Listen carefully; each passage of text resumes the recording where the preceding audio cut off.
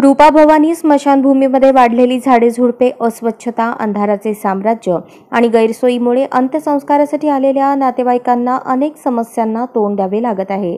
यातील समस्या तात्काळ हटवून सुविधा देण्याची मागणी महानगरपालिकेचे माजी सभागृह नेते आणि भाजपा ओबीसी मोर्चाचे प्रदेश उपाध्यक्ष जनसेवक सुरेश पाटील यांनी केली आहे। या सुविधा लवकर न दिल्यास स्मशानभूमीतच आंदोलन करण्याचा इशारा त्यांनी दिला आहे। निवडणुका न झाल्याने महानगरपालिकेत 2 वर्षांपासून प्रशासक राजवट आहे। या राजवटीत जनतेला पुरेशा सुविधा देण्यात येत नाहीत। अशात रूपाभवानी स्मशानभूमीत अनेक गैरसोयी निर्माण झाल्या आहेत। विजेचा अभाव असल्याने रात्री अंत्यविधीसाठी येणाऱ्यांना अंधाराचा सामना करावा लागत आहे। 2 वर्षांपूर्वी उद्योजक राम रेड्डी यांनी विद्युत दाहिनी दिली होती।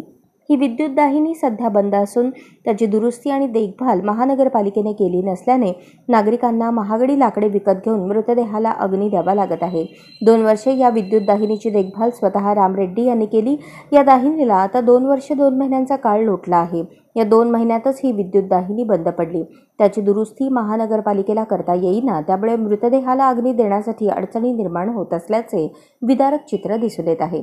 एकंदरीत रूपाभवानी स्मशानभूमीत समस्या आणि अस्वच्छतेचा अभाव, वाढलेल्या झाडाझुडपांचा त्रास, अपुरी जागा आणि बंद विद्युत दाहिनीमुळे अगोदरच त्रस्त असलेले नागरिक ही अवस्था पाहून आणखीनच दुःखी होत आहेत। महापालिका प्रशासनाने तात्काळ सदरच्या घटनेची नोंद घेत सुविधा उपलब्ध कराव्यात, अन्यथा आंदोलनाचा इशारा देण्यात आला आहे। गेल्या 1.5-2 वर्षापूर्वी आदरणीय उद्योगपती राम रेड्डी साहेबांनी विद्युत दाहिनी या ठिकाणी बसवण्यात आलेला आहे। ते विद्युत दाहिनीचं 2 वर्ष मेंटेनन्स सर्व राम रेड्डी साहेब करणार होते, परंतु 2 वर्ष होऊन 2 महिने झाले।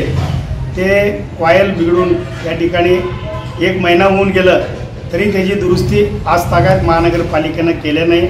त्यामुळं गोरगरीब लोकांचं मयत त्या ठिकाणी दाहिनी म्हणजे नेऊन जाळायचं म्हणजे ते होईना, परंतु सध्या लाकडाचा भाव वगैरे सर्व वाढलेला आहे। त्या ठिकाणी मयत करायचं म्हणजे 4-5 हजार खर्च येत आहे। या राम रेड्डी साहेबांनी केलेला उपकार आमच्या महानगरपालिकेला असताना 500 रुपयेमध्ये त्या विद्युत दाहिनीमध्ये टाकल्यावर या ठिकाणी जळून खाक होऊन त्याचे हाडं वगैरे घेऊन जात होते, परंतु सध्या तो बंद आहे। जर महिनाभर बंद असताना अधिकारी लोक जर लक्ष देत नसेल, माननीय आयुक्त साहेबांना आणि नियंत्रण अधिकारी व त्या संबंधित अधिकाऱ्यांना सांगायचं आहे, आपण त्या ठिकाणी त्वरित विजिट द्या। 4 ते 8 दिवसाच्या आत सदर विद्युत दाहिनी जर चालू झालं नाही तर विद्युत दाहिनीच्या त्या ठिकाणी आम्हाला आंदोलन करावे लागेल, याची नोंद घ्यावी। त्याच रूपाभवानी स्मशानभूमीमध्ये सर्व धर्मीय लोकांचं या ठिकाणी स्मशानभूमी आहे। त्या ठिकाणी काही लोक जातात, काही लोक पुरत असताना त्या ठिकाणी जागा कमी आहे। आजूबाजूला जागा दुसऱ्यांना देण्यात आलेला आहे। ते जागा कमी असल्यामुळं आम्ही जेव्हा मयत करायला जातो, आमच्या पाहुणे रावळे आमच्या मित्रमंडळीचं मयत करायला गेल्यानंतर त्या ठिकाणी ज्या ठिकाणी मयत झाल्या असतात ते जर JCBनं खोदलं गेलं तर त्या ठिकाणी दुसरं मयत निघाल्यावर ते सोडून तिसरीकडे करावं लागतं आहे।